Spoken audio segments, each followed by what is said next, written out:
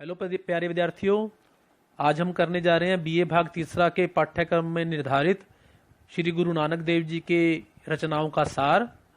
तो सबसे पहले मैं आपको सार करवाने से पहले उनकी जो समस्त रचनाएं हैं उनके मूल के बारे में थोड़ा सा आपको जानकारी देना चाहता हूं।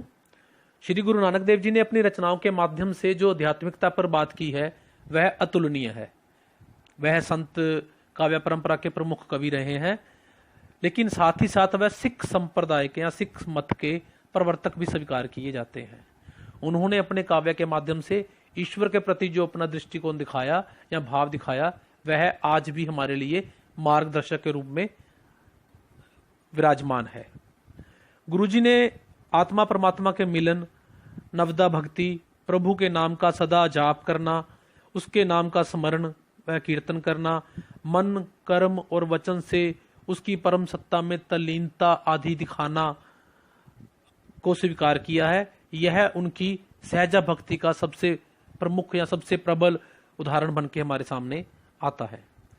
वहीं वह परम ब्रह्मा से जो संबंध स्थापित करने की बात करते हैं, वहां पर वह अहम का विसर्जन मतलब अहंकार को त्यागने की बात को भी स्वीकार करते हैं और यह उन्हें अनिवार्य तत्व लगता है।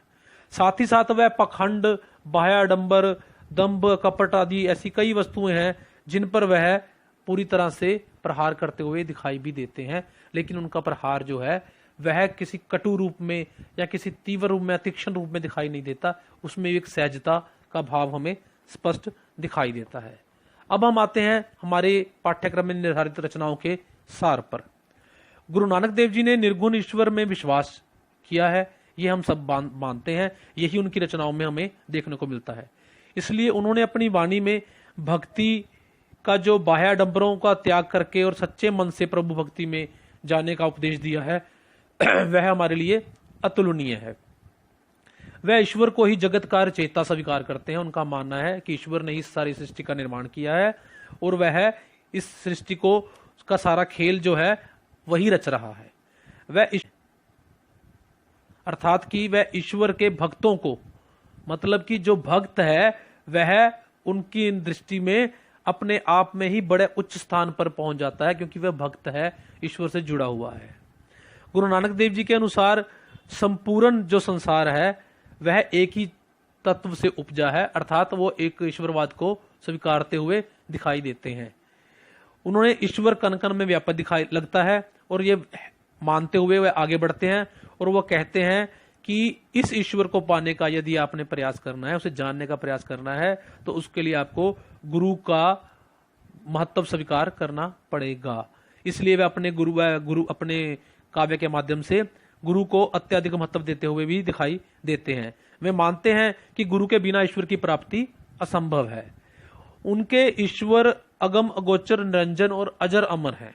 ये अपने आप में सबसे बड़ी चीज है, क्योंकि भारतीय संस्कृति में ईश्वर का जो परम ब्रह्म रूप है ये उसका निर्वाह करती हुई दिखाई देती है। और यहाँ नानक जो है अपने आप से जो नई परिपाटी चलाने का प्रयास कर रहे थे उसमें वह इस सूत्र का बंधन करके या सूत्र का दिखाकर हमें यह समझाने का प्रयास कर रहे हैं कि ईश्वर जो है वो सर्वव्यापक और एक ईश्वरवाद है, निराकारवादी है।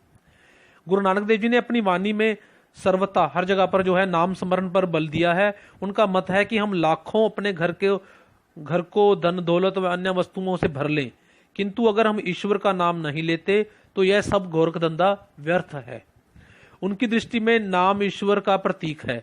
जो हम नाम जपते हैं या नाम स्मरण करते हैं वह अपने आप में ही उनके लिए ईश्वर का प्रतीक है। सतनाम ही कर्ता पुरख है, ये उन्होंने बात हमें कही है।